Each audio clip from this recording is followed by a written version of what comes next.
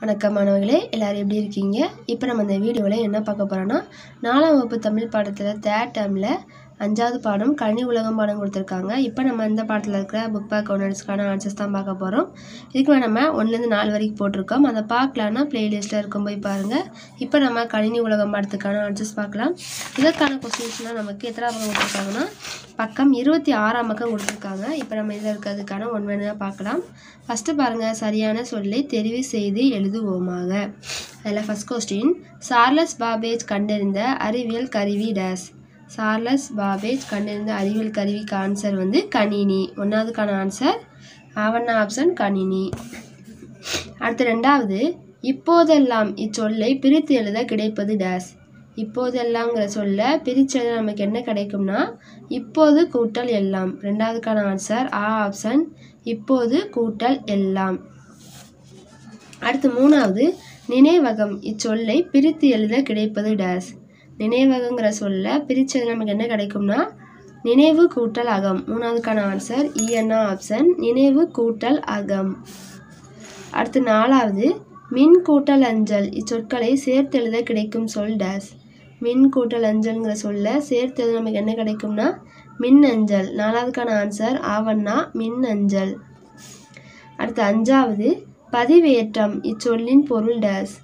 பதிவேற்றங்கிற சொல்லோட பொருள் என்னதுன்னா ஆப்ஷன் தகவல் பதிவு செய்தல். 5வதுக்கான ஆன்சர் ஆப்ஷன் தகவல் பதிவு செய்தல். அடுத்து பாருங்க, வினாக்களுக்கு விடையளிக்க கொடுத்துருக்காங்க. இப்போ அதில் முதல் கொஸ்டினுக்கான ஆன்சர்ஸ் பார்க்கலாம். சென்னையில் பூவிழி கண்டுகளித்த இடங்கள் யாவை கொடுத்துருக்காங்களா? இதற்கான ஆன்சர் 22வது பக்கம் இருக்குது, எடுத்துக்கோங்க.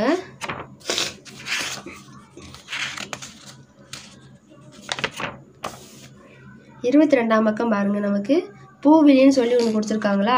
அதில் பாருங்கள் அடுக்குமாடி கட்டிடங்கள்னு சொல்லி ஸ்டார்ட் ஆகுதா, அதிலிருந்து குறிச்சிக்கோங்க. அதிலிருந்து அடுத்து 4வது லைனில் தொழில்நுட்ப பூங்கான் இருக்கு பாருங்க, அது வரைக்கும் குறிச்சிக்கோங்க. முதல் கொஸ்டினுக்கான ஆன்சர் அடுக்குமாடியிலேருந்து தொழில்நுட்ப பூங்கா வரைக்கும் முதல் கொஸ்டினுக்கான ஆன்சர்.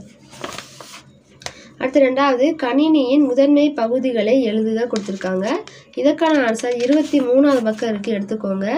23ஆம் பக்கம் பாருங்கள், அத்தைன்னு சொல்லி ஸ்டார்ட் ஆகுதா, அத்தைன்னு சொல்லி போட்டிருக்கு. மதிக்கு கீழே அத்தைன்னு இருக்குது பாருங்கள், அந்த அந்த இதுக்கு நேராக இருக்கிற அந்த 3 லைனையும் குறிச்சிக்கோங்க. இதுதான் 2வது கொஸ்டினுக்கான ஆன்சர். மைய செயல்பாட்டு பகுதி, அதிலிருந்து உள்ளீடு மற்றும் வெளியீடு அது வரைக்கும். 2வது லைனில் உள்ளீடு மற்றும் வெளியீடு இருக்குது பாருங்கள், அது வரைக்கும் 2வது கொஸ்டினுக்கான ஆன்சர். அடுத்து 3வது கொஸ்டின் பாருங்கள், இணையம் என்றால் என்ன? இதற்கான ஆன்சர் 24வது பக்கம் இருக்குது, எடுத்துக்கோங்க. 24வது பக்கம் பாருங்கள், நமக்கு அத்தைன்னு சொல்லி திரும்ப கொடுத்துருக்காங்களா? அதில் இருக்க அந்த 3 லைனையும் குறிச்சிக்கோங்க. கணினிகளின் தொடர்ச்சியான வலையமைப்புகள், அதிலிருந்து நாம் நேரடியாக காண முடியும். அது வரைக்கும் 3வது கொஸ்டினுக்கான ஆன்சர்.